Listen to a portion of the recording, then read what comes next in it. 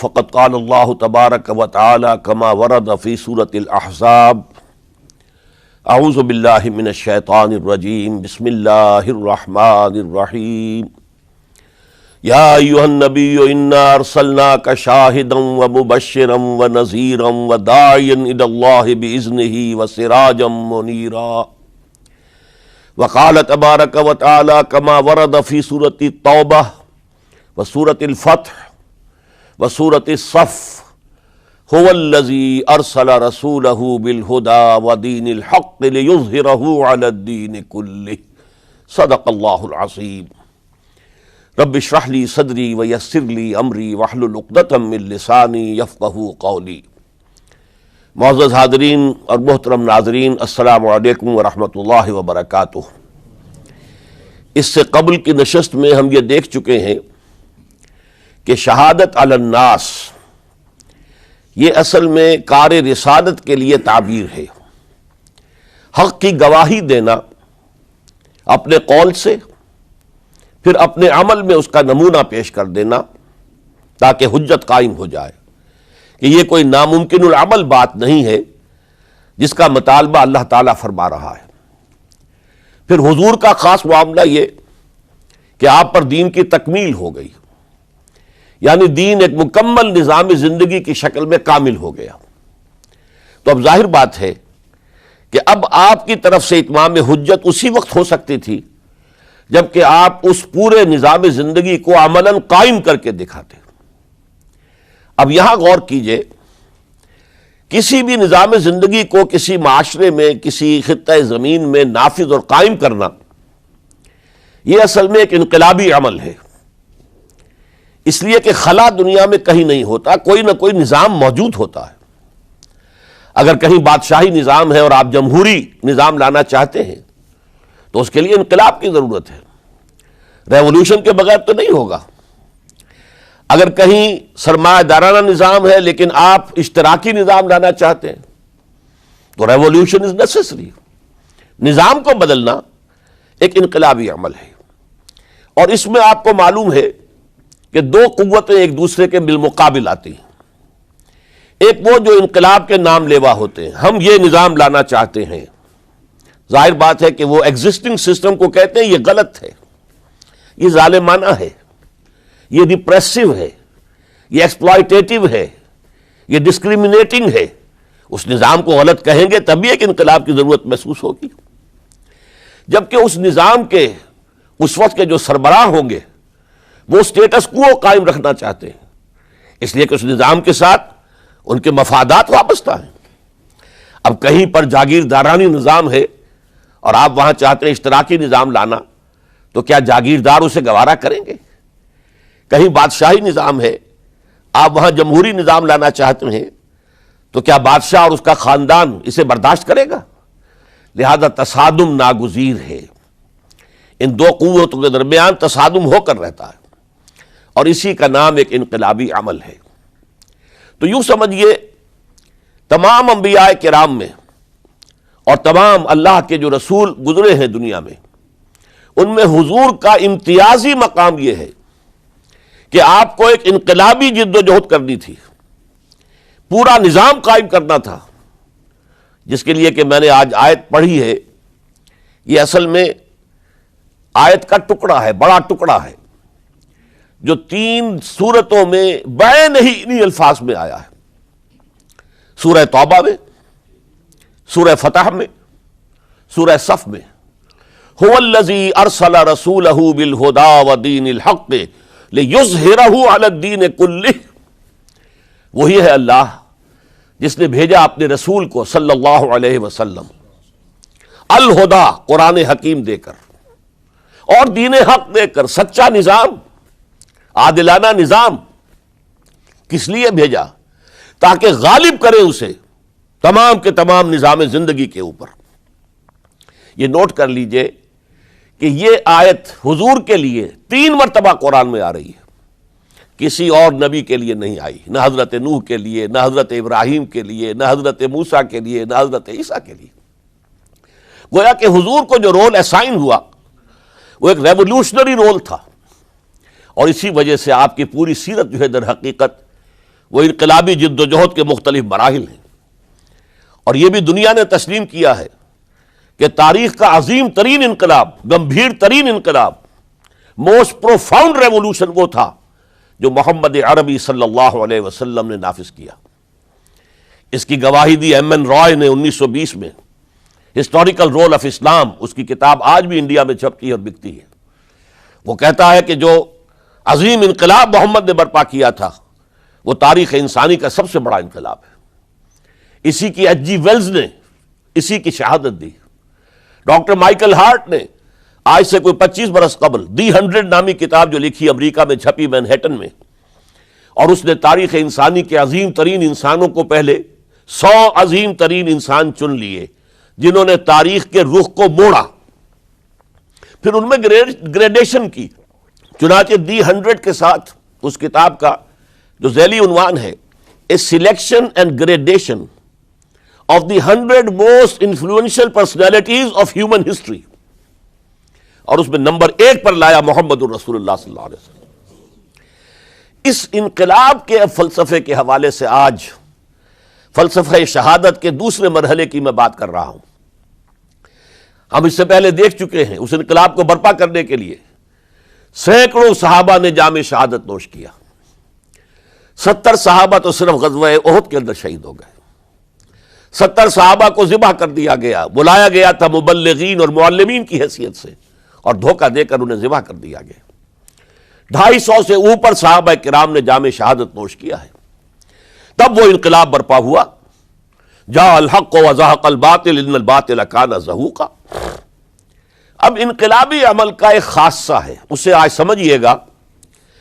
تو شہادتوں کا ایک دوسرا دور جو شروع ہوا ہے، جس کے سب سے بڑے مظہر ہیں شہادت عمر فاروق رضی اللہ تعالی عنہ، شہادت عثمان غنی رضی اللہ تعالی عنہ، شہادت علی مرتضی رضی اللہ تعالی عنہ۔ 4 خلفائے راشدین میں سے 3 نے جام شہادت نوش کیا۔ اس شہادت کا پس منظر کیا تھا، اب اسے سمجھیے۔ ہر ریولوشن کا ایک خاصہ ہوتا ہے۔ یہ جو کشاکش ہو رہی ہوتی ہے انقلاب کے علمبرداروں میں اور داعیوں میں، اور اپنے نظام، قدیمی نظام کو ڈیفینڈ کرنے والوں میں، گارڈ اپ یور لائنس، تمہارے انٹرسٹ، تمہارے مفادات پر زد پڑ رہی ہے، اپنے نظام کی حفاظت کرو۔ یہ جو تصادم جب اس مرحلے کو پہنچ جائے کہ اس نظام کے حامی یہ محسوس کریں کہ اب ہماری پیش نہیں جا رہی، اب تو یہ انقلابی کامیاب ہو جائیں گے، ہم ان کو ریزسٹ نہیں کر سکتے، تو عام طور پر ایک حربہ وہ یہ استعمال کرتے ہیں، فی الحال اب دبک جاؤ، کونوں کھدروں میں بیٹھ جاؤ، بلکہ بظاہر ان میں شامل ہو جاؤ، اور پھر انتظار کرو کسی اپروپریٹ مرحلے پر پھر انقلاب لائیں گے۔ اس کا نام ہوتا ہے کاؤنٹر ریولوشنری موومنٹس۔ چنانچہ یہی ہوا ہے۔ جزیرہ نما عرب میں محمد الرسول اللہ صلی اللہ علیہ وسلم نے کفار کو، مشرکین کو شکست فاش دی۔ یہودی بھی جتنے آباد تھے انہیں بھی شکستیں دی۔ 3 قبیلے جو مدینے میں تھے وہ نکال دیے گئے۔ ان کا بڑا گڑھ تھا خیبر، اسے بھی فتح کر لیا گیا، انقلاب مکمل ہو گیا۔ اب کچھ لوگ جو ہے دبک گئے، کچھ لوگوں نے جھوٹ موٹ کو اسلام کا لبادہ اوڑھ لیا، منافقت کی شکل اختیار کر لی۔ اسے پنجابی میں کہتے ہیں نیوی پاؤ، اس وقت تو ذرا گردن جھکا دو، اب جب وقت آئے گا پھر دیکھیں گے، ہمیں کوئی موقع ملے گا تو پھر بغاوت کریں گے۔ یہ کاؤنٹر ریولوشنری موومنٹس۔ چنانچہ نبی اکرم صلی اللہ علیہ وسلم کے انتقال کے بعد جزیرہ نما عرب میں 2 مخالف انقلاب تحریکیں چلی۔ نمبر 1، کچھ مدعیان نبوت سامنے آ گئے، ہم بھی نبی ہیں، مسیلمہ کذاب ہے، طلیحہ ہے، بے شمار 6، 7، 8، بہت سے لوگ ان کو ماننے والے ہو گئے۔ اور اسی طریقے سے بہت سے لوگوں نے کہا کہ ہم زکوٰۃ نہیں دیں گے، حکومت کو نہیں دیں گے، ہم زکوٰۃ خود اپنی خرچ کریں گے اپنے غریبوں پر۔ یہ 2 چیلنج تھے نظام خلافت کے لیے۔ اس کے اس پس منظر کو ذہن میں رکھیے۔ عرب میں کبھی کوئی مرکزی حکومت تھی ہی نہیں، لہذا وہ لوگ عادی نہیں تھے۔ اگر کوئی حکومت پہلے ہوتی تو کوئی ٹیکس ہوتے، پہلے کوئی عادی ہوتے، وہ تو وہاں پر تو کوئی نظام تھا ہی نہیں۔ انہیں زکوٰۃ بہت بھاری لگ رہی تھی، ہم سے یہ لیا جا رہا ہے، ہماری آمدنی کا ایک حصہ، یہ بہت انہیں کھل رہا تھا، شاخ گزر رہا تھا۔ اسی طریقے سے عرب کی صورت یہ تھی کہ پورا ملک تقسیم تھا، قبائلی، اور ہر قبیلے کا سردار گویا کہ اپنے علاقے کا وہ بے تاج بادشاہ تھا۔ جیسے آپ کو معلوم ہے افغانستان میں طالبان کے آنے سے پہلے وار لارڈز مختلف علاقوں کے اندر انہوں نے پھاٹک لگا لیے، اپنے علاقے بنا لیے، ہر ایک اپنی جگہ پر، میں خود یہاں کا مالک ہوں، مختار ہوں۔ اور اب طالبان کے خاتمے کے بعد دوبارہ وہی صورت پیدا ہو گئی، امن و امان ختم ہو چکا ہے، وار لارڈز ہیں، ان کے اپنے علاقے ہیں۔ تو ان کے لیے ظاہر بات ہے کہ وہ دبک تو گئے تھے جب ان کی پیش نہیں جا رہی تھی، جب وہ مجبور ہو گئے تھے، انہوں نے اطاعت قبول کر لی تھی۔ اسی لیے ان کے بارے میں سورہ حجرات میں فرمایا گیا قالت الاعراب آمنا، یہ بدو کہہ رہے ہیں ہم ایمان لے آئے۔ قل، اے نبی ان سے کہہ دیجئے، لم تؤمنوا، تم ایمان نہیں لائے ہو، ولکن قولوا اسلمنا، یوں کہو کہ ہم نے اطاعت قبول کر لی ہے، ہم اسلام لے آئے ہیں۔ ولما يدخل الايمان في قلوبكم، ابھی تک ایمان تمہارے دلوں میں داخل نہیں ہوا۔ یہ سب کا معاملہ نہیں تھا، لیکن اکثر کا معاملہ تھا۔ ان میں مومنین صادقین بھی تھے، لیکن اکثر کا معاملہ یہ تھا۔ یہی وجہ ہے، دیکھیے جیسے قرآن مجید کی صورت نازل ہوئی تھی تکمیل انقلاب کے بعد، اذا جاء نصر اللہ والفتح ورأیت الناس يدخلون فی دین اللہ افواجا، جب اللہ تعالیٰ کی نصرت اور مدد آ گئی اور فتح حاصل ہو گئی، اور حضور کو اور صحابہ کو جزیرہ نما عرب کے اندر غلبہ حاصل ہو گیا، اب لوگ فوج در فوج آ رہے ہیں، اطاعت قبول کر رہے ہیں، دائرہ اسلام میں داخل ہو رہے ہیں۔ لیکن نوٹ کیجئے، حضور کے انتقال کے بعد جو یہ دو کاؤنٹر ریولوشنری موومنٹس اٹھیں، ایک جھوٹے مدعیان نبوت اور ایک منکرین زکوٰۃ، ان کے نتیجے میں تقریباً تو پورا عرب مرتد ہو گیا۔ یخرجون من دین اللہ افواجا، اب فوج در فوج وہ اللہ کے دین سے نکل گئے، یہاں تک کہ اسلام صرف ملک کے حجاز، تھوڑا سا علاقہ، اس کے بھی بڑے شہروں تک محدود رہ گیا۔ یہ خطرناک صورتحال تھی جس سے کہ حضرت ابو بکر صدیق رضی اللہ تعالیٰ عنہ کو سابقہ پیش آیا۔ وہ اگرچہ ایک بڑے نحیف الجسم، بڑے رقیق القلب انسان تھے، بہت رحیم اور شفیق، حضور کی شخصیت کا عکس کامل تھے۔ جیسے حضور کی سب طبیعت میں نرمی، رقت، شفقت، رحمت، ایسے ہی ان، لیکن جب ذمہ داری کا بوجھ آیا ہے، چیلنج آیا ہے تاریخ کا، اس وقت معلوم ہوا کہ ان کی تو شخصیت آہنی ہے، بڑی قوی، بہت مضبوط، ان کا عزم، ان کی ہمت، ان کا استقلال، ان کا اللہ پر توکل۔ اس موقع پر میں آپ کو بتاتا ہوں، بہت سے لوگوں نے مشورہ دیا تھا کہ مصلحت کا تقاضا ہے کہ کئی محاذ نہ کھولیے بیک وقت، مسلمانوں کے دل پہلے ہی زخمی ہیں حضور کے انتقال کی وجہ سے۔ پھر حضور نے ایک جیش اسامہ تیار کیا تھا، ہم نے چاہا تھا کہ آپ اسے روک دیں، آپ نے کہا نہیں، جو لشکر حضور نے تیار کیا ابو بکر اسے نہیں روکے گا، وہ گیا۔ پھر جو مدعیان نبوت ہوئے وہ تو یقیناً کافر ہو گئے، لہذا ان سے بھی قتال کرنا پڑے گا۔ کم سے کم منکرین زکوٰۃ کے ضمن میں نرمی کیجئے۔ انہوں نے کفر نہیں کیا، کلمہ شہادت پڑھتے ہیں، نماز کا انکار نہیں کیا، زکوٰۃ کا بھی انکار نہیں کیا، یہ کہا کہ ہم آپ کو نہیں دیں گے، اپنی زکوٰۃ جمع کریں گے، اپنے ہی غریبوں میں تقسیم کر دیں گے۔ لیکن حضرت ابو بکر اور یہاں تک کہ حضرت عمر نے مشورہ دیا کہ مصلحت کا تقاضا ہے کہ مانعین زکوٰۃ کے ساتھ نرمی کی جائے۔ حضرت ابو بکر نے فرمایا، عمر تم ایام جاہلیت میں تو بڑے سخت تھے، بڑے مضبوط تھے، بہت طاقتور تھے، خدا کی قسم اگر یہ زکوٰۃ میں حضور کے زمانے میں اونٹ کے ساتھ اونٹ کو باندھنے والی رسی بھی دیتے تھے، اور اب اگر یہ کہیں گے کہ اونٹ لے جاؤ رسی نہیں دیں گے، تب بھی میں قتال کروں گا، اس لیے کہ ایبدل الدین وانا حی، کیا دین میں ترمیم کر دی جائے گی جبکہ میں زندہ ہوں؟ ابو بکر کے جیتے جی یہ نہیں ہو سکتا۔ لہذا ہم دیکھتے ہیں تاریخ کے اندر، چونکہ صدیقیت بہت اعلیٰ مقام ہے، نبوت کے بعد کا درجہ صدیقین، پھر شہداء، پھر صالحین، اور یہ ہے صدیق اکبر، افضل البشر بعد الانبیاء بالتحقیق، ابو بکر صدیق۔ سال 1.5 سال کے اندر دونوں فتنوں کی سرکوبی کر دی گئی، کنسولیڈیٹ ہو گیا انقلاب دوبارہ۔ اس میں ہزاروں صحابہ کرام کی جانیں گئی ہیں۔ ایک جنگ یمامہ مشہور ہے، مسیلمہ کذاب کے خلاف 500 حفاظ اس جنگ میں شہید ہو گئے۔ تشویش ہو گئی کہ اگر حفاظ جو ہے اس طرح شہید ہو گئے تو کہیں قرآن گم نہ ہو جائے، ضائع نہ ہو جائے۔ کتابی شکل میں تو تھا ہی نہیں، وہ تو سینوں میں محفوظ تھا۔ اس لیے تجویز پیش کی گئی کہ اب اسے کتابی شکل میں، جیسے ایک کتاب 2 جلد کے گتوں کے مابین ہوتی ہے، مابین دفتین مرتب کر دیا جائے۔ تب یہ کام کیا گیا۔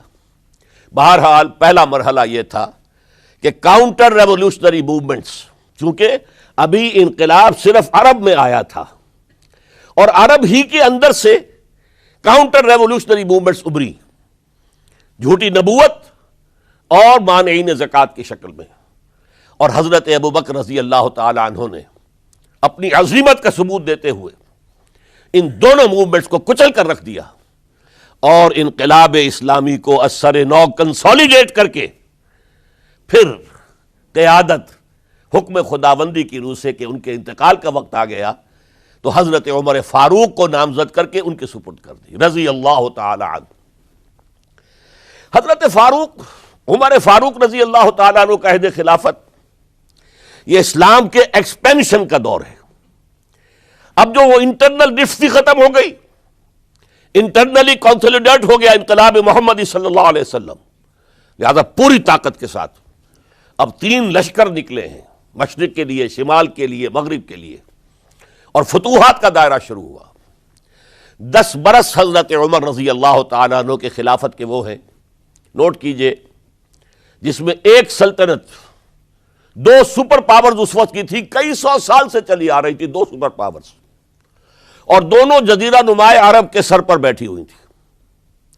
سلطنت ایران، عراق سے ہو کر سلطنت ایران، کہ خسرو کے زمانے سے، ذوالقرنین کے زمانے سے عظیم مملکت تھی، سپر پاور۔ دوسری طرف سلطنت روما، دی رومن امپائر، 3 بر اعظموں کو محیط تھی۔ رومن امپائر پورا شمالی افریقہ اس کے تحت تھا، پورا مغربی ایشیا اس کے تحت تھا، شام اس کے تحت تھا، ترکی اس کے تحت تھا، اور یورپ کا سارا مشرقی علاقہ اس کے تحت تھا۔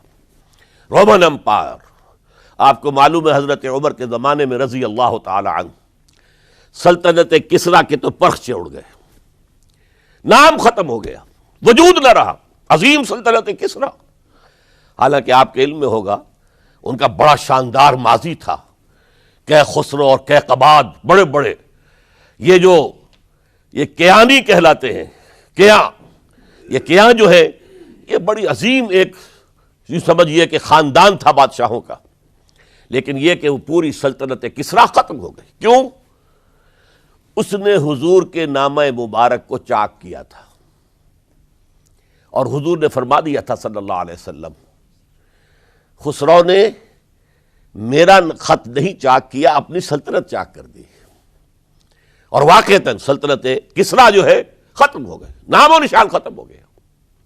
دوسری طرف سلطنت روما تھی، عیسائیوں کے ساتھ، چونکہ وہ تھی کرسچین، عیسائیوں کے ساتھ حضور کے زمانے میں کوئی براہ راست تصادم نہیں ہوا تھا، سارا تصادم ہوا تھا یا مشرکین عرب سے اور یا یہودیوں سے۔ عیسائی جو ہے عربین پیننسولا میں تھے ہی نہیں، یمن کے علاقے میں کچھ تھے لیکن ان کی کوئی حیثیت نہیں تھی، لہذا کوئی کنفرنٹیشن نہیں ہوئی۔ دوسرے عیسائیوں میں ابھی اہل علم موجود تھے، جیسے آپ کو معلوم ہے نجاشی بادشاہ کیسے ایمان لے آئے، اس نے حضرت عیسیٰ کے بارے میں پوچھا، حضرت جعفر طیار رضی اللہ تعالیٰ عنہ نے سورہ مریم کی آیات پڑھ کر سنائیں، اور اس نے کہا بین ہی جو ان آیات میں تم نے پڑھا ہے، عیسیٰ کی حقیقت اس سے تن کے برابر بھی زیادہ نہیں ہے۔ اسی طرح ہرقل نے جب اس کو حضور کا نامہ مبارک پہنچا، اس نے جو بھی پیغامبر آئے تھے ایلچی، ان کا اکرام کیا، احترام کیا۔ وہ عالم تھا، جان گیا کہ یہ نبی آخر الزماں ہے، چاہتا تھا کہ میں ایمان لے آؤں بشرطے کہ میرے سارے درباری سپہ سالار بھی ایمان لے آئیں۔ جیسے کہ سن 300 عیسوی میں پوری رومن امپائر نے عیسائیت اختیار کی تھی، اس سے پہلے وہ بت پرست تھے۔ 300 عیسوی میں سلطنت روما کا جو ایمپرر تھا وہ ایمان لے آیا حضرت عیسیٰ پر۔ اس وقت تک ظاہر بات ہے اسلام حضرت عیسیٰ کا دین تھا، حضور تو ابھی آئے نہیں، حضور کے آنے میں تو ابھی 300 برس باقی ہیں۔ وہ عیسائی ہو گیا، پوری مملکت عیسائی ہو گئی، تو وہ نظام جو تھا حکومت کا برقرار رہا، انٹیکٹ رہا۔ ہرقل یہ چاہتا تھا کہ اسی طرح میری پوری سلطنت ایمان لے آئے تو میری حکومت برقرار رہے، لیکن یہ کہ اس کے جو درباری تھے اور اس کے بڑے بڑے جو سپہ سالار اور جرنیل تھے انہوں نے ریجیکٹ کر دیا، اور یہ بادشاہت کی بیڑی اس کے پاؤں میں پڑی رہ گئی۔ ایمان تو نہیں لایا لیکن پہچان گیا تھا حضور کو صلی اللہ علیہ وسلم۔ اور اس سلطنت روما سے پھر آپ کو معلوم ہونا چاہیے کہ مسلمانوں نے اس کی 3 ٹانگوں میں سے 2 ٹانگیں توڑ دی، پورے شمالی افریقہ سے نکال باہر کیا، پورے مغربی ایشیا سے، یہ شام اور ترکی کا علاقہ اناطولیہ نکال دیا، اور اس کی سلطنت محدود رہ گئی یورپ کے اندر۔ تو یہ عظیم کام ہوئے ہیں حضرت عمر رضی اللہ تعالی عنہ کے عہد میں۔ اب سوچئے اس عظیم ریولوشن کا بھی کوئی کاؤنٹر ریولوشن ہونا چاہیے تھا کہ نہیں؟ ایرانی بڑے زبردست نیشنلسٹ لوگ تھے، نسل پرست، اپنی نسل پر فخر کرنے والے، ہماری روایات عظیم ہیں، ہم خسرو کے وارث ہیں۔ اور آپ کو معلوم ہے کہ آخری جو بادشاہ تھا رضا شاہ پہلوی، وہ چاہتا تھا کہ خسرو کے دور کی عظمت اور سطوت کو دوبارہ لے آئے۔ 2500 سالہ جشن اس نے منایا تھا، وہ چاہتا تھا وہی شان میری ہو جائے جو خسرو کی تھی۔ یہ جو ان کے اندر نیشنلزم تھا، جب ان کی سلطنت کے پرچے اڑ گئے حضرت عمر رضی اللہ تعالیٰ عنہ کے ہاتھوں، تو ان کے دلوں میں حضرت عمر کی دشمنی، وہ خون کے پیاسے ہو گئے عمر کے رضی اللہ تعالیٰ عنہ۔ میں یہاں آپ کو ذرا ایک حوالہ دے دوں، فردوسی نے جو شاہ نامہ لکھا، حالانکہ وہ مسلمان تھے لیکن چونکہ پرانے ایرانی ذہن کی عکاسی کر رہے تھے، تو انہوں نے جب کہ عرب فوجیں آئی ہیں تو اس نے ایران کا جو اپنے اوپر فخر تھا اس کی ترجمانی کرتے ہوئے لکھا ہے، زشیر شتر خوردن و سوسمار عرب را بجائیست آیت قرار کہ تخت کیارا کنند آرزو تفو برتو ہے چرخ کرداں تفو، کہ یہ عرب اونٹنیوں کا دودھ پینے والے، گوہ کھانے والے، یہ گوہ ایک بڑی سی چھپکلی کا جیسا جانور ہوتا ہے جو صحرا کے اندر ہوتا ہے، اور وہ اپنا ایک گھر بنا کر رہتا ہے، اسے کھاتے تھے یہ۔ تو یہ گوہ کھانے والے، اونٹنیوں کا دودھ پینے والے عرب، آج ان کی یہ جرت، یہ جسارت، یہ ہمت کہ تخت کیاں را کنند آرزو، کہ وہ آج آرزو کر رہے ہیں کہ کئے سلطنت کئے کا تخت جو ہے وہ ہمیں مل جائے۔ تفو برتو ہے چرخ گرداں تفو، تف ہے تجھ پر اے گردش کرنے والے آسمان، تف ہے تجھ پر۔ لہذا اب کاؤنٹر ریولوشنری موومنٹس آئی ہے، حضرت عمر کی شہادت اس کا نتیجہ ہے۔ ہرمزان ایک جرنیل تھا اور اس کے جنگی جرائم اتنے شدید تھے ایرانی کے کہ واجب القتل تھا۔ وہ گرفتار ہو کر حضرت عمر کے سامنے پیش کیا گیا۔ حضرت عمر نے فرمایا یہ واجب القتل ہے، اس کی گردن اڑا دی جائے۔ اس کی چالاکی دیکھیے، اس نے کہا امیر المومنین، اے مسلمانوں کے امیر عمر رضی اللہ تعالی عنہ، مجھے ذرا پانی پلوا دیجیے۔ حضرت عمر نے فرمایا پانی لا دو۔ ایک کٹورے میں پانی دے دیا گیا۔ پھر کہا دیکھیے امیر المومنین، مجھے ضمانت دیجیے کہ جب تک میں یہ پانی پی نہ لوں مجھے قتل نہیں کریں گے۔ فرمایا ہاں ہاں تم پانی پی لو، جب تک یہ پانی تم نہیں پیو گے ہم قتل نہیں کریں گے۔ اس نے وہ کٹورا پھینک دیا۔ نہ اب میں یہ پانی پی سکتا ہوں، نہ آپ مجھے قتل کر سکتے ہیں۔ کیونکہ آپ کا عہد یہ ہے کہ جب تک میں یہ پانی نہیں پیوں گا آپ مجھے قتل نہیں کریں گے۔ اس ہیلے سے جان بچا گیا۔ پھر اس شخص نے ابو لولو فیروز ایک غلام تھا، اسے اس کام کے لیے تیار کیا۔ حضرت مغیرہ ابن شعبہ کا غلام تھا وہ، اور حضرت مغیرہ نے اس سے روزانہ کی ایک اجرت کہ تم کام کرو، مجھے صرف 7 آنے روزانہ دے دیا کرو۔ اس نے آ کر حضرت عمر سے کہا کہ میرا جو آقا ہے مغیرہ ابن شعبہ، یہ مجھ سے بہت زیادہ طلب کرتا ہے۔ حضرت عمر نے پوچھا کیا دیتے ہو؟ 7 آنے۔ تم کرتے کیا ہو؟ کہ میں نجار بھی ہوں، میں لوہار بھی ہوں، میں یہ کام کرتا ہوں۔ فرمایا اتنے پیشوں کا جاننے والا اس کے لیے یہ روزانہ کا ٹیکس یہ زیادہ نہیں ہے، یہ تمہیں دینا چاہیے۔ اس نے کہا میں چکیاں بھی بناتا ہوں۔ حضرت عمر نے فرمایا پھر ایک چکی ذرا مجھے بھی بنا دینا۔ کہنے لگا آپ کے لیے تو میں ایسی چکی بناؤں گا کہ جس کی آواز دنیا بھر میں جائے گی۔ وہ شخص ہے اور ہرمزان کی سازش کے تحت وہ ایرانی جسے بعد میں ایرانیوں نے کیا کہا، جس نے قتل کیا حضرت عمر فاروق کو، حضرت ابو لولو فیروز۔ آج بھی ایران میں اس کی قبر کی تصویریں بکتی ہیں بازار کے اندر، حضرت ابو لولو فیروز۔ وہ آیا ہے مسجد نبوی میں، اور آ کر اس نے جبکہ حضرت عمر رضی اللہ تعالیٰ عنہ امامت فرما رہے حملہ کیا، 5-6 وار خنجر کے کیے۔ حضرت عمر رضی اللہ تعالیٰ شدید مجروح ہو گئے۔ یہ انتقام تھا جو عجم نے، وہ سلطنت کے جس کے ٹکڑے ختم ہو گئے تھے، جس کا ٹکڑے کر دیے گئے تھے، اس نے انتقام لیا عالم اسلام سے۔ سمجھا انہوں نے یہ تھا کہ شاید یہ پوری عمارت اسی ایک ستون پر کھڑی ہے، حضرت عمر ہی کے ستون پر کھڑی ہے، اس ستون کو گرا دو گے پوری عمارت گر جائے گی۔ لیکن ثابت ہوا نہیں، یہ محمد کی بنائی ہوئی عمارت ہے صلی اللہ علیہ وسلم، یہ بہت قوی ہے، اس کی بنیادیں بہت مضبوط ہیں، کوئی ذرا سی تریڑ بھی نہیں آئی، ذرا سی تریڑ بھی نہیں آئی۔ حضرت عمر فاروق کی شہادت کے بعد حضرت عثمان رضی اللہ تعالیٰ عنہ کا دور خلافت شروع ہوا، اور جوں کا توں جو قافلہ چل رہا تھا آگے چلتا چلا گیا۔ حضرت عثمان رضی اللہ تعالیٰ عنہ کے بارے میں بہت قیل و قال ہے، ان پر تنقیدیں بھی کی، اپنوں نے بھی کی ہیں، دشمنوں نے بھی کی ہیں۔ لیکن بات جان لیجئے، یہ تاثر غلط ہے کہ ان کے پورے دور خلافت کے اندر فتنہ رہا یا ہنگامہ رہا، قتل غلط۔ 10 برس خلفائے راشدین میں طویل ترین دور خلافت حضرت عثمان کا ہے رضی اللہ تعالیٰ عنہ، 12 برس۔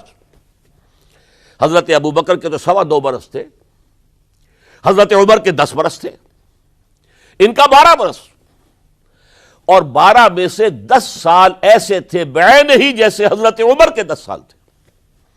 امن و امان ہے، سکون ہے، چین ہے، اور قافلہ اسلام بڑھ رہا ہے، فتوحات کا دائرہ بڑھتا چلا جا رہا ہے، فتوحات سیلاب کے مانند آگے بڑھ رہی ہیں۔ تھمتا نہ تھا کسی سے سیل رواں ہمارا یہ سیل رواں، کوئی روکنے والی کوئی طاقت دنیا میں رہی نہیں تھی۔ کسرا ختم، سلطنت ایران ختم، اور دوسری سپر پاور سلطنت روما، اس کی 3 میں سے 2 ٹانگیں توڑ دی گئی، 1 رہ گئی۔ اب کون تھا؟ خارج میں کوئی طاقت نہیں تھی جو اسلام کے اس سیلاب کو اور پوری نوع انسانی پر اتمام حجت اور اللہ کے دین کو پہنچانے کے راستے میں رکاوٹ بن سکتی ہے۔ اب ایک فتنہ اٹھا، دیکھیے حضور کی کنفنٹریشن 3 مذاہب سے ہوئی تھی۔ ایک مذہب مشرکین کا، شرک کا قلع کما کر دیا گیا جزیرہ نما عرب سے، ختم ہو گئے۔ انہوں نے کاؤنٹر ریولوشنری موومنٹس اٹھائیں حضرت ابو بکر کے زمانے میں، ان کو کرش کر دیا حضرت ابو بکر صدیق رضی اللہ تعالیٰ عنہ، چاہے ہزاروں صحابہ شہید ہوئے۔ اس کے بعد دوسری طاقت کون تھی مذہبی؟ یہودی۔ یہود کے 3 قبیلے مدینے میں آباد تھے، بنو قینقاع، بنو قریظہ، بنو نذیر۔ 2 کو مدینے سے نکال دیا گیا ان کی بدعہدی کی وجہ سے، حالانکہ حضور نے مدینہ تشریف لاتے ہی ان سے معاہدے کر لیے تھے۔ ان کا میثاق مدینہ یہ در حقیقت ایک پیکٹ تھا جوائنٹ ڈیفنس آف مدینہ کا. مدینہ پر اگر کوئی حملہ کرے گا، اور ظاہر بات ہے کہ ایک امکان تھا کہ مکے والے آ کر حملہ کریں، مشرکین مکہ، لیکن مدینہ کا ہم تحفظ کریں گے مل کر، مسلمان اور یہودی. لیکن انہوں نے ہر موقع پر وعدہ خلافی کی. پہلے بنو قینقاع نکالے گئے، پھر بنو نذیر نکالے گئے. غزوہ احزاب کے موقع پر بدترین جو ہے بدعہدی بنو قریظہ نے کی، اور ان کو بڑی سخت سزا دی گئی، چونکہ انہوں نے خود کہا تھا کہ ہمارا فیصلہ سعد ابن معاذ رضی اللہ تعالی عنہ جو فیصلہ کر دیں گے وہ ہمارے حلیف ہے، جو فیصلہ کر دیں گے ہمیں قبول ہوگا. اور حضرت سعد نے تورات کے حکم کے مطابق فیصلہ کیا کہ ان کے جتنے جوان ہیں وہ قتل کر دیے جائیں گے. بڑی سخت سزا تھی کہ جو دی گئی ہے، اس میں کوئی شک نہیں. پھر ان کا اڈا تھا بہت بڑا خیبر میں، وہ نکال دیا گیا، وہاں سے انہیں نکالا گیا، اس کے اوپر مسلمانوں نے قبضہ کیا. جیسا کہ میں نے عرض کیا، عیسائیوں سے کوئی کنفرنٹیشن نہیں ہوئی تھی، لیکن ان دو کے ساتھ ایک مشرکین عرب کا خاتمہ ہوا اور ایک جزیرہ نما عرب سے یہودیوں کا خاتمہ ہوا. لہذا ان کے اندر جلن تھی، انتقام کی آگ تھی. سب سے بڑا تو حسد تھا کہ 2000 سال سے نبوت اور رسالت ہمارے پاس تھی، موسیٰ سے لے کر عیسیٰ تک علیہم الصلاۃ والسلام. 1400 برس ہماری تاریخ کے وہ ہیں کہ کوئی ایک لمحہ بھی نہیں تھا کہ کوئی نبی موجود نہ ہو. نوٹ کیجئے اس بات کو. حضرت موسیٰ 1400 قبل مسیح میں، اور حضرت عیسیٰ سن عیسوی کا آغاز، ان 1400 سالوں میں مسلسل نبوت بنی اسرائیل میں رہی. یہ حدیث ہے بخاری شریف کی، کانت بنو اسرائیل تسوسہم الانبیاء. بنی اسرائیل کی حکومت، ریاست، سیاست کا کام انبیاء کرتے تھے. اذا ہلک نبی خلفہ نبی، جب بھی نبی کا انتقال ہوتا تھا ان کا خلیفہ دوسرا نبی ہوتا تھا. یہ چین ٹوٹی نہیں. 1400 برس آپ کو معلوم ہے حضرت داؤد بادشاہ بھی ہے، خلیفہ بھی ہے، نبی بھی ہے.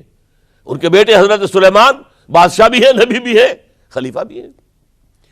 اسی طریقے سے یہ سلسلہ چلتا رہا. تورات انہیں دی گئی، انجیل انہیں دی گئی، زبور انہیں دی گئی، بے شمار صحیفے اور دوسرے چھوٹے نبیوں کو دیے گئے. لیکن پھر اللہ تعالیٰ نے نبی آخر الزماں کی حیثیت سے محمد الرسول اللہ کو چن لیا، جو اسرائیلی نہیں تھے، جو اسماعیلی تھے، حضرت ابراہیم کے بڑے صاحبزادے حضرت اسماعیل علیہ السلام کی اولاد میں سے. اس پر انہیں سخت رنج، حالانکہ وہ پہچانتے تھے حضور کو. ان کی کتابوں میں جو نشانیاں لکھی تھی وہ پوری حضور پر جو ہے مطابق ہو رہی تھی. قرآن کہتا ہے یعرفونہ کما یعرفون ابناہم، وہ ایسے پہچانتے ہیں محمد کو صلی اللہ علیہ وسلم جیسے کہ اپنے بیٹوں کو پہچانتے. لیکن انہوں نے نہیں مانا. بدترین دشمن، حسد کی آگ میں جلنے والے، اور آج تک وہی معاملہ ہے. ان کی نیچر تبدیل نہیں ہوئی ہے. اب جو کچھ قیامت صغریٰ آنے والی ہے مڈل ایسٹ میں، عراق پر حملے کے بعد جو کچھ ہوگا، اس سب کی سازش کس نے کی ہے؟ یہود نے. یہ ساری اسرائیلی سازش ہے. بہرحال یہ علیحدہ بات ہو جائے گی. اب انتقام یہودیوں کا آیا. یہودیوں کو یہ معلوم تھا ہم تعداد میں اتنے کم ہیں اور ڈسپرسڈ ہیں. سن 70 عیسوی میں ایک رومن جنرل ٹائٹس، اس نے حملہ کر کے یروشلم بیت المقدس کی اینٹ سے اینٹ بجائی. 1,33,000 یہودی ایک دن میں قتل کیے. اور ان کا سیکنڈ ٹیمپل جو تھا، جو حضرت سلیمان نے بنایا تھا، معبد، عبادت گاہ، ہم تو اسے مسجد کہیں گے، مسجد اقصی، لیکن انہوں نے اسے کہا ہیکل، ٹیمپل. اس کو گرا دیا تھا نبوکڈنضر نے 587 عیسوی میں. دوبارہ انہوں نے بنایا، اسے ٹائٹس نے گرا دیا. وہ آج تک گرا پڑا ہوا ہے، آج تک. صرف ایک دیوار اس کی سلامت ہے جسے وہ ویلنگ وال کہتے ہیں. وہاں جا کر ماتم کرتے ہیں، روتے ہیں، پیٹتے ہیں. اور اس کو اس وقت سے نکال دیا گیا یہودیوں کو، نکل جاؤ فلسطین سے، بھاگ جاؤ یہاں سے، دفع ہو جاؤ. لہذا وہ ڈسپرس ہو گئے. کوئی یورپ چلے گئے، کوئی روس چلے گئے، کوئی ہندوستان چلے گئے، کوئی افریقہ کے ممالک میں چلے گئے، کچھ ایران میں آ گئے. یہ سب اس کو وہ کہتے ہیں ڈایاسپورا. ہمارا وہ دور جس میں ہم دنیا میں منتشر تھے. جب پوری دنیا میں منتشر تھے تو ظاہر بات ہے کسی فوجی مہم کے ذریعے سے مسلمانوں سے انتقام لینا ممکن نہیں تھا، لیکن انتقام لیا ایک ایسی سازش کے ذریعے سے، ایک ایسا فتنۃ الکبریٰ جو ہے برپا کیا ہے، جس کا کہ میں ابھی آپ سے اندازہ کرتا ہوں، جس کے نتیجے میں حضرت عثمان رضی اللہ تعالیٰ عنہ شہید ہوئے. اس کو یوں سمجھیے کہ حضور کے دور میں جن لوگوں نے شہادتیں پیش کی، انہوں نے اسلام کو قائم کرنے کے لیے شہادتیں دی. اب دور خلافت راشدہ میں جو شہادتیں پیش کی گئیں وہ اسلام کو قائم رکھنے کے لیے، جو عمارت بن گئی ہے اب گرنے نہ پائے، اسے دشمن گرا نہ دیں، اس ڈیفنس کے اندر، اس تحفظ کے اندر جانے دی، ہزاروں نے دی. چنانچہ ایک یہودی عبداللہ ابن سبا، یمن کا رہنے والا، اسلام کا لبادہ اوڑھ کر آتا ہے منافق بن کر، حالات کا جائزہ لیتا ہے، کہاں پانی مرتا ہے، کس طریقے سے میں ان میں انتشار پیدا کر سکتا ہوں، کس طریقے سے مسلمانوں کو آپس میں لڑا سکتا ہوں. اس نے آ کر، دیکھیے تاریخ کے اندر اس سے پہلے بھی ہوا تھا، حضرت عیسیٰ کے دین، اصل دین کو ختم کرنے والے سینٹ پال، جب تک حضرت مسیح دنیا میں تھے سینٹ پال بدترین دشمن تھا حضرت عیسیٰ کا. لیکن جب حضرت عیسیٰ کو اٹھا لیا گیا رفع سماوی کے بعد، وہ عیسائیت کا لبادہ اوڑھ کر آ گیا. مجھے عیسیٰ کی زیارت ہوئی ہے، میں ان پر ایمان لے آیا ہوں، اور اس کے بعد حضرت عیسیٰ کے دین کو ختم کر کے رکھ دیا، توحید کو تثلیث میں بدل دیا. اس سے بڑی تباہی کیا ہوگی؟ اور حضرت عیسیٰ کہہ کر گئے تھے کہ میں صرف بنی اسرائیل کے گھرانے کی کھوئی ہوئی بھیڑوں کی تلاش میں آیا ہوں. اس نے جینٹائلز، غیر یہودی جو ہے، ان کے اندر بھی اپنی دعوت و تبلیغ کا معاملہ شروع کیا. نمبر 3 حضرت عیسیٰ کہہ کر گئے تھے، دیکھنا یہ نہ سمجھنا کہ میرے آنے سے شریعت موسوی ختم ہو گئی ہے. Don't think I have come to destroy law, the Mosaic law. حضرت موسیٰ کی شریعت لاگو رہے گی تم پر. سینٹ پال نے ساکت کر دیا. تو جدید عیسائیت، ڈاکٹر مائیکل ہارٹ، جس کا میں نے حوالہ دیا دی 100 کا مصنف، وہ کہتا ہے کہ موجودہ عیسائیت کرسچینٹی نہیں ہے، پالزم ہے. یہ حضرت عیسیٰ کا دین نہیں ہے، یہ تو پال کا دین ہے. ایک شخص نے یہ کام کر دیا. اسی طرح کا ایک شخص آیا تھا عبداللہ ابن سبا. اس نے سب سے پہلے تو دیکھا کہ اس معاشرے کے اندر قریش کے 2 گھرانوں کی بڑی پرانی چشمک ہے، بنو امیہ، بنی ہاشم. پرانی ان کے اندر قبائلی چشمک چلی آ رہی ہے. اسلام نے آ کر اسے دبا دیا. ختم نہیں ہوتی یہ چیزیں، نسل بعد نسل چلتی ہیں، اندر دبی رہتی ہیں. آگ بجھی ہوئی نہ جان، آگ دبی ہوئی سمجھ. اس نے جان لیا کہ یہ بہترین موقع ہے، اگر اس قبائلی عصبیت کو میں ہوا دے سکوں تو مسلمان منقسم ہو جائیں گے، ایک دوسرے کے ساتھ دست و گریبان ہو جائیں گے. اس نے آتے ہی کہنا شروع کیا، خلافت کا حق بنو ہاشم کا ہے. یہ عثمان، یہ بنو امیہ میں سے ہے، بنو امیہ کو کوئی حق نہیں ہے خلافت کا. 2 پہلے جو خلیفہ تھے، حضرت ابوبکر، حضرت عمر، وہ نہ ہاشمی تھے نہ اموی تھے. حضرت ابوبکر بنو تیم میں سے تھے، نہ ہاشمی نہ اموی. حضرت عمر بنو عدی میں سے تھے، نہ ہاشمی نہ اموی. حضرت عثمان تھے بنو امیہ میں سے. اب یہاں دکھتی ہوئی رگ کو اس نے چھیڑا. حضور ہاشمی تھے، بنو ہاشم کا حق ہے خلافت. عثمان غاصب ہے معاذ اللہ رضی اللہ تعالی عنہ. پچھلے دونوں بھی غاصب تھے. خلافت حق ہے بنو ہاشم کا. پھر حضرت علی کی شان میں، یہاں تک کہ یہ تو خدا حلول کیے ہوئے ہیں علی کے اندر، یہ گاڈ انکارنیٹ ہے، یہ خدا ہے. دیکھیے توحید بھی ختم کی، اس نے تثلیث بنائی تھی، اور حضرت عیسیٰ کو خدا کا بیٹا بنایا تھا. اس نے حضرت علی کو خدا بنا دیا. اور آپ کو معلوم ہونا چاہیے آج بھی نصیری شیعہ دنیا میں موجود ہیں جو حضرت علی کو خدا کہتے ہیں، دی گاڈ انکارنیٹ، کہ اللہ جو ہے حلول کر گیا تھا حضرت علی کے اندر رضی اللہ تعالی عنہ. معاذ اللہ ثم معاذ اللہ ثم معاذ اللہ.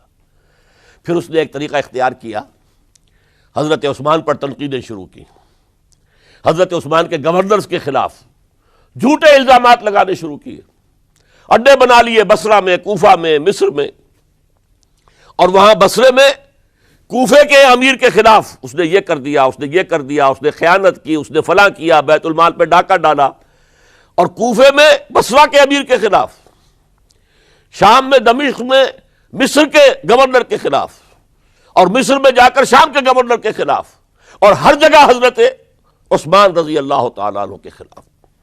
اب آپ کو معلوم ہے اس دنیا میں تو اطلاعات بھی نہیں پہنچتی تھی آسانی سے، کئی دن میں جا کر، کئی ہفتوں میں جا کر تو خط پہنچتے تھے، کوئی ٹیلی فون نہیں، کوئی تار نہیں، کوئی بے تار برقی نہیں، کچھ بھی تو نہیں، وائرلیس نہیں، کچھ نہیں، لہٰذا یہ فتنہ بڑھتا رہا اندر ہی اندر، اور پھر ہر جگہ سے بلوائی، وہ جو سبائی کہنا چاہیے، وہ مدینے میں آ گئے، گھیرا کر لیا اور مطالبہ کیا کہ حضرت عثمان مستعفی ہو جائیں، خلافت چھوڑ دیں۔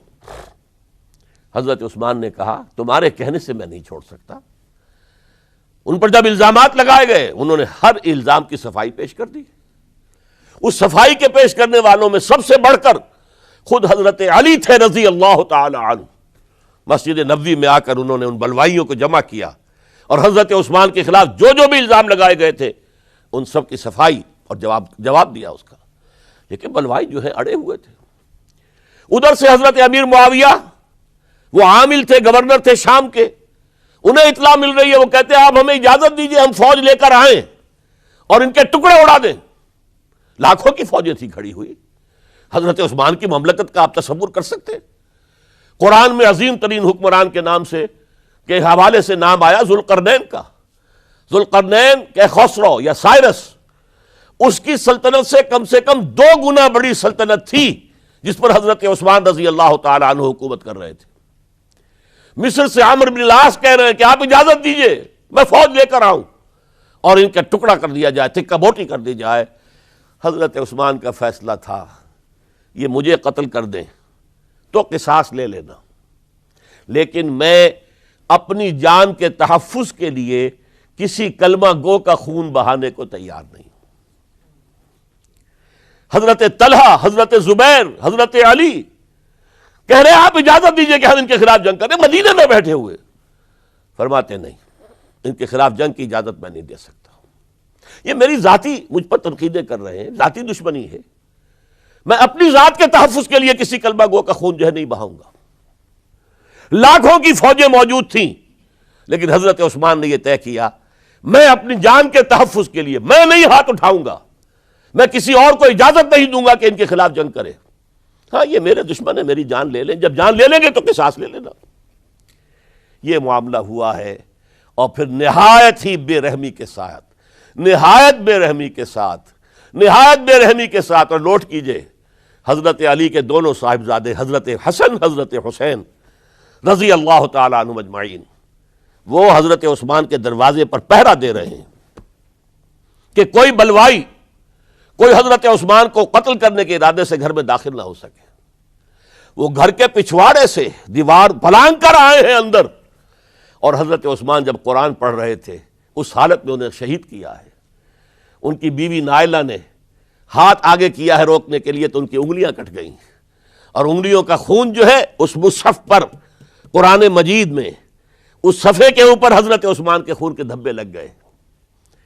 یہ حالات ہوئے حضرت عثمان کی شہادت کے، کہ انہوں نے چاہا وہ نظام قائم رہے، یہودیوں کا انتقام، یہودیوں کی سازش، اور ایسی سازش ہے کہ جس کے نتیجے میں اس کو کہا گیا الفتنۃ الکبریٰ، عظیم ترین سانحہ، عظیم ترین فتنہ۔ اور اس کے بعد جو خانہ جنگی ہوئی ہے، حضرت علی رضی اللہ تعالی عنہ اس کے بعد خلافت قبول کرنے کو تیار نہیں تھے، حضرت طلحہ قبول کرنے کو تیار نہیں تھے، کوئی بھی تیار نہیں۔ کیوں؟ یہ بلوائی ہے اس وقت یہاں پر، یہ کہہ رہے ہیں کہ تم خلیفہ بن جاؤ، تو جو بھی اس وقت خلیفہ بنے گا وہ ان کے ہاتھ میں کٹ پتلی بن جائے گا۔ بالآخر حضرت علی نے، ظاہر بات ہے کہ امت کو بغیر امام کے تو نہیں چھوڑا جا سکتا، بغیر امیر کے نہیں ہوگا تو شیرازہ منتشر ہو جائے گا، اب جو ہونا تھا ہو گیا، حضرت عثمان شہید ہو گئے رضی اللہ تعالیٰ عنہ، لیکن بہرحال اب امت کا نظم تو قائم رکھنا ہے نا۔ حضرت علی نے بیعت قبول کر لی رضی اللہ تعالیٰ عنہ، لیکن حضرت امیر معاویہ، عمرو بن العاص، ان دونوں نے کہا کہ حضرت علی اگر حضرت عثمان کے خون کا قصاص لے لیں، قاتلان عثمان کو اگر قتل کریں تو ہم بیعت کریں گے، ہم مدعی خلافت نہیں ہے، خلافت علی کی ٹھیک ہے رضی اللہ تعالی عنہ، لیکن سب سے پہلا مطالبہ ہمارا یہ ہے کہ حضرت عثمان کے خون کا قصاص لیا جائے۔ حضرت علی رضی اللہ تعالی عنہ کے لیے بعض وجوہ سے ایسا کرنا ممکن نہیں ہوا۔ نتیجہ کیا نکلا؟ سب سے زیادہ اندوہناک اسلامی تاریخ کا یہ دور ہے۔ حضرت علی کے دور خلافت میں باہمی خانہ جنگی رہی مسلسل۔ جنگ جمل حضرت عائشہ صدیقہ کمانڈ کرتی ہوئی آئی ہیں، طلحہ اور زبیر ان کے ساتھ ہیں، اور اگرچہ حضرت علی رضی اللہ تعالیٰ عنہ کے ساتھ ان کی صلح ہو گئی، لیکن وہ جو بلوائی تھے، جو چاہتے نہیں تھے کہ امن ہو، وہ تو در حقیقت اسلام کے حصے بکھرے کرنے کے لیے آئے تھے، اسلام کی مملکت کو تباہ کرنے آئے تھے۔ انہوں نے فوری طور پر حملہ کر دیا حضرت عائشہ رضی اللہ تعالی عنہا کے لشکر پر۔ اب ظاہر بات ہے کہ جنگ شروع ہو جائے تو پھر کون دیکھ سکتا ہے، آئدر کل اور بی کلڈ، دو شکلیں دو ہی ہوتی ہیں۔ ایک رات میں 10,000 مسلمان شہید ہوئے، قتل ہوئے۔ الفتنۃ الکبریٰ، عشرہ مبشرہ میں سے حضرت طلحہ، حضرت زبیر دونوں شہید ہو گئے۔ پھر اس کے بعد بھی بات تو ختم نہیں ہوئی۔ حضرت معاویہ رضی اللہ تعالی عنہ وہ فوج لے کر آئے۔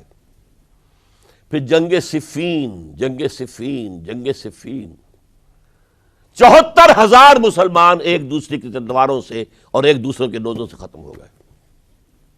ذرا اندازہ کیجئے، 1,00,000 کے قریب مسلمان ختم ہو گیا۔ نہ یہودی کو کچھ کرنے کی ضرورت پیش آئی، نہ کسی اور کو کوئی حملہ کرنے کی ضرورت پیش آئی، آپس میں خانہ جنگی۔ 4.5 برس حضرت علی رضی اللہ تعالی عنہ ان کا دور خلافت ہے، پورا کا پورا باہمی خانہ جنگی کی نظر ہو گیا۔ اس میں حضرت علی پر معاذ اللہ کوئی الزام نہیں، رضی اللہ تعالی عنہ وکرم اللہ وجہہ، وہ امام حق تھے، لیکن یہ ہے کہ ان کا بے بس ہو گئے تھے، لاچار ہو گئے تھے، حالات پر کنٹرول نہیں ہو رہا۔ اسی جنگ صفین کے اندر جب ایک تجویز پیش کی گئی کہ لڑنے بھڑنے کی بجائے حکم مان لو، جیسے قرآن مجید میں آیا ہے کہ میاں اور بیوی کے درمیان اختلاف ہو جائے تو فَبَعْثُوا حَكَمًا مِّنْ أَهْلِهِ وَحَكَمًا مِّنْ أَهْلِهَا، ایک حکم لڑکے والوں کی طرف سے، ایک حکم لڑکی والوں کی طرف سے مقرر کر لو، وہ آپس میں معاملہ طے کرائیں۔ لہذا تحکیم کی تجویز کی گئی۔ حضرت علی نے یہ تجویز پیش کی گئی عمرو بن العاص رضی اللہ تعالیٰ عنہ کی طرف سے، جو حضرت معاویہ کے ساتھی تھے۔ حضرت علی اس تحکیم کو قبول نہیں کرنا چاہتے تھے، جانتے تھے کہ یہ ایک چال ہے جس میں میں آ رہا ہوں، لیکن بالآخر آپ نے وہ قبول کر لیا۔ اچھا بھائی، ابو موسیٰ اشعری ہماری طرف سے، عمرو بن العاص معاویہ کی طرف سے، یہ دو حکم ہیں۔ اس موقع پر اب تحکیم کیا ہوئی، کیا اس کی شرائط تھی، کیا میں اس میں نہیں جانا چاہتا، اس وقت میں تاریخ نہیں بیان کر رہا، بلکہ مجھے اب چوتھے خلیفہ حضرت علی کی شہادت کا پس منظر بیان کرنا ہے۔ اور ہزاروں شہادتیں ہو رہی ہیں، لیکن اس دور کی شہادتوں میں سب سے چوٹی پر حضرت عمر کی شہادت، حضرت عثمان کی شہادت، حضرت علی کی شہادت رضی اللہ تعالی عنہم اجمعین۔ اس وقت حضرت علی کے جو حامی تھے، انہی میں سے ایک فرقہ علیحدہ ہو گیا کہ یہ تحکیم کفر ہے، ان الحکم الا للہ، حکم کا فیصلے کا اختیار اللہ کے سوا کسی کو نہیں ہے، لہذا یہ جو کیا ہے یہ غلط ہے۔ اور اس حد تک چلے گئے کہ جنہوں نے یہ تحکیم کو قبول کیا وہ کافر ہو گئے، علی بھی کافر، معاویہ بھی کافر، عمرو بن العاص بھی کافر، جنہوں نے مانا کافر۔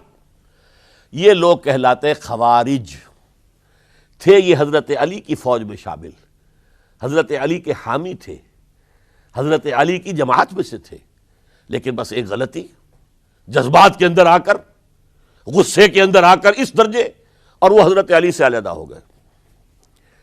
اس کے بعد انہوں نے اپنی ایک کانفرنس کی، ایک جنگ بھی ہوئی، پھر حضرت علی کو ان کے خلاف جنگ کرنی پڑی، وہ جنگ نہروان کہلاتی ہے، جن میں کہ ان خوارج کو حضرت علی نے بہت بڑی شکست دی۔ پھر انہوں نے کانفرنس کی آپس میں بیٹھ کر کہ علی کو یا معاویہ کو فوجی شکست دینا تو ہمارے لیے ممکن نہیں، ایسے کرو کہ ان تینوں کو قتل کر دو، علی کو بھی قتل کر دو رضی اللہ تعالی عنہ، معاویہ کو بھی قتل کر دو رضی اللہ تعالی عنہ، عمرو بن العاص کو بھی قتل کر دو، تاکہ اس کے بعد مسلمان اپنا کوئی خلیفہ چن لیں گے۔ رمضان سن 40 ہجری اس کا ایک دن معین کر لیا، ایک ہی دن یہ تینوں جو ہے، عبد الرحمن ابن ملجم آئے گا مدینہ کے اندر، کوفے کے اندر، حضرت علی نے صدر مقام کوفہ بنا لیا تھا، اور فجر کی نماز میں حضرت علی پر حملہ کرے گا۔ ایک دوسرا شخص عمرو بن العاص پر جا کر حملہ کرے گا اسی دن اسی وقت۔ ایک تیسرا شخص وہ امیر معاویہ کے اوپر حملہ کرے گا۔ عمرو بن العاص اس روز مسجد میں آئے ہی نہیں، ان کی جگہ کوئی اور شخص جو نماز پڑھا رہے تھے وہ شہید کر دیے گئے۔ حضرت معاویہ پر جو حملہ ہوا وہ اوچھا پڑا وار، وہ جلدی تندرست ہو گئے۔ حضرت علی ابھی وہ گھر سے نکل کر مسجد کی طرف جا رہے تھے، ابن ملجم نے ایک اور ساتھی اپنے ساتھ لے کر حملے کیے ہیں، شدید زخمی کر دیا۔ حضرت علی نے آواز دی، کچھ لوگ آئے، ایک ساتھی تو دوڑ گیا اور ابن ملجم جو ہے وہ پکڑ لیا گیا۔ پھر کسی اور نے نماز پڑھائی، اور حضرت علی رضی اللہ تعالی عنہ نے وصیت کر دی کہ اگر میرا انتقال ہو جائے تو اس ابن ملجم سے قصاص لے لینا، نہ ہو تو پھر میں خود اس کا فیصلہ کروں گا۔ لیکن حضرت علی رضی اللہ تعالی عنہ بھی شہید ہو گئے۔ یہ شہادتیں میں نے کس کیٹیگری میں ڈالی ہیں، ہسٹوریکل بیک گراؤنڈ کیا ہے اس کو سمجھیے۔ ایک شہادتیں وہ تھیں جو دور نبوی میں ہوئی اللہ کے دین کو قائم کرنے کے لیے۔ سورہ شورى کی آیت ہے، شرع لکم من الدین ما وصى به نوحا والذی اوحینا الیک وما اوحینا به ابراہیم وموسیٰ وعیسیٰ ان اقیموا الدین، دین کو قائم کرو۔ اور میں اس کا ترجمہ کیا کرتا ہوں وضاحت کرتے ہوئے، دین قائم نہیں ہے تو قائم کرو، قائم ہے تو قائم رکھو۔ اس کو گرانے کے لیے شیطانی قوتیں تو پورا زور لگائیں گی۔ ستیزہ کار رہا ہے ازل سے تا امروز، چراغ مصطفی سے شرار بولا بھی۔ ابلیس لعین کو تو پسند نہیں کہ اسلامی نظام دنیا میں قائم ہو، وہ تو نوع انسانی کا دشمن ہے، ازلی دشمن، پیدائشی دشمن۔ لہذا اب وہ جو خیمہ کھڑا ہوا ہے شامیانہ، اسے مضبوط رکھو۔ آندھی اگر چل رہی ہے تو اس کے بانس پکڑو، اس کی رسیاں مضبوط کرو۔ یہ ہے دین کو قائم رکھنا۔ یہ دور جو میں نے گنوایا ہے یہ اس دین کو قائم رکھنے کے لیے، اور اس پر جو خارجی حملے ہو رہے تھے ان حملوں کا سدباب کرنے کے لیے یہ بیش قیمت شہادتیں پیش کی گئی ہیں، ہزاروں صحابہ کی جانیں گئی ہیں، اور 3 خلفائے راشدین شہید کیے گئے۔ لیکن یہ بات نوٹ کر لیجئے، اس کا نتیجہ کیا نکلا؟ وہ جو ہمارا سیلاب جا رہا تھا عالمی سطح پر، محمد کے دین کو آگے سے آگے پہنچاؤ، جو حضور خطبہ حجۃ الوداع میں کہہ کر گئے تھے، میں نے تم پر حجت قائم کر دی، اب تمہیں حجت قائم کرنی ہے پوری نوع انسانی پر، لہذا فلیبلغ الشاہد الغائب، اب جو بھی یہاں موجود ہیں ان کا فرض ہے کہ پہنچائیں ان کو جو یہاں موجود نہیں ہے۔ یہ اسی کے لیے تو یہ فوجیں نکلی تھیں، اللہ کے دین کو قائم کرنے کے لیے، ورنہ شہادت ہے مطلوب و مقصود مومن، نہ مال غنیمت نہ کشور کشائی۔ یہ ابو بکر ہوں، عثمان ہوں، علی ہوں، عمر ہوں، یہ تو درویش تھے، انہوں نے کوئی محل نہیں بنائے، چٹائیوں پر بیٹھتے تھے، پیون لگے ہوئے کپڑے پہنتے تھے، ان کی خوراک عام مسلمان سے زیادہ بہتر نہیں تھی بلکہ ان سے کمتر رہتی تھی، ادنا درجے کے مسلمان تھے۔ لیکن یہ ہے کہ یہ جو سیلاب جا رہا تھا اسلام کا، انٹرنل سیبوٹاج کے ذریعے سے اس کے اندر طاقت جو تھی وہ روک دی گئی۔ آپ دیکھتے ہیں اور سنتے ہوں گے، اگر کوئی انکلائن ہو، چڑھائی ہو، اور ٹرک جو ہے لوڈڈ ہے، چل رہا ہے، زور لگا کے انجن جو ہے گوں گوں گوں کر کے چل رہا ہے، اگر خدا نہ خواستہ انجن بند ہو جائے ایک دفعہ، اسے کہتے ہیں موشن ٹوٹ گیا، اب یہ ڈرائیور جانتا اس کی جان پر بن گئی، اب اس کو دوبارہ سٹارٹ کرنا آسان کام نہیں ہے۔ تو اسلامی سیلاب کا کہ جس کے بارے میں کیفیت یہ تھی کہ تھمتا نہ تھا کسی سے سیل رواں ہمارا سیل رواں روکنے والا کون رہ گیا تھا؟ سلطنت کسریٰ ختم ہو چکی تھی، سلطنت روما کی دو ٹانگیں ٹوٹ چکی تھی۔ اس کو روکا ہے یہودی سازش نے انٹرنل سیبوٹاج کے ذریعے۔ 1,00,000 مسلمان تو ایک دوسرے کی تلواروں سے ہی مارے گئے۔ خلافت راشدہ کا یہ نظام یہ پھر ایک سیڑھی نیچے اتر گیا۔ اس کے بعد دور بنو امیہ شروع ہوا ہے۔ عارضی سا حصہ یہ ہے کہ حضرت علی سے کہا گیا کہ ہم آپ کے بیٹے حضرت حسن کے ہاتھ پر بیعت کر لیں۔ آپ نے فرمایا نہ میں تمہیں روکتا ہوں نہ تمہیں حکم دیتا ہوں، یہ تمہارا معاملہ ہے۔ بہرحال لوگوں نے حضرت حسن کے ہاتھ پر بیعت کر لی۔ اب حضرت معاویہ کا اور حضرت حسن کا معاملہ شروع ہوا۔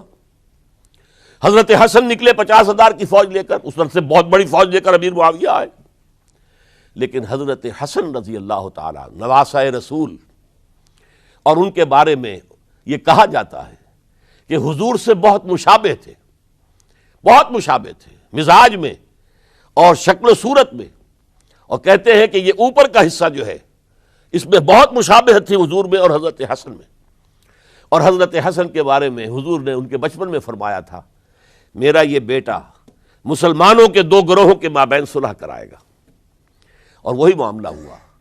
حضرت حسن نے جب دیکھا کہ یہ خون ریزی کب تک چلے گی، انہوں نے صلح کی پیشکش کی حضرت امیر معاویہ کو۔